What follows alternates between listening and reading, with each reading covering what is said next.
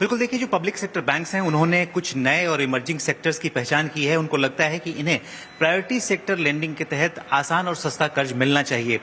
इसे लेकर वित्त मंत्रालय को पब्लिक सेक्टर बैंक्स ने एक प्रपोजल भेजा है। जो सीएनबीसी आवाज को सूत्रों से जानकारी मिली है कि जो प्रपोजल के तहत खासतौर से फोकस ईवी इकोसिस्टम पर डाला गया है। कहा गया है कि जो बैटरी स्वैपिंग और चार्जिंग इंफ्रा होता है, यहां पर 25 करोड़ रुपए तक का लोन पीएसएल के तहत मिलना चाहिए। साथ ही साथ जो कमर्शियल फ्लीट ऑपरेटर्स हैं उनके लिए 50 करोड़ का लोन पीएसएल के तहत दिया जाना चाहिए। यही नहीं, पर्सनल यूज के लिए कोई इलेक्ट्रिक 2 व्हीलर यूज करता है तो वहां पर 2 लाख और 4 व्हीलर ईवी के लिए 20 लाख रुपए तक का लोन प्रायोरिटी सेक्टर लेंडिंग के तहत दिया जाना चाहिए।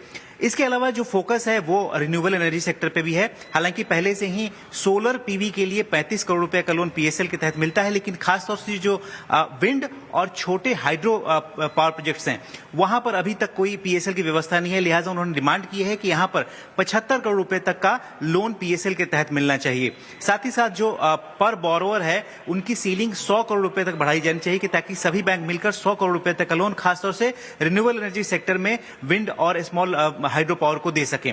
इसके अलावा कई सारे और भी सेक्टर हैं जिसमें फूड और नेग्रो के लिए कहा गया है कि जो भी 100 करोड़ रुपए की जो लिमिट है पीएसएल के तहत उसको बढ़ाकर 250 करोड़ रुपए तक की जानी चाहिए।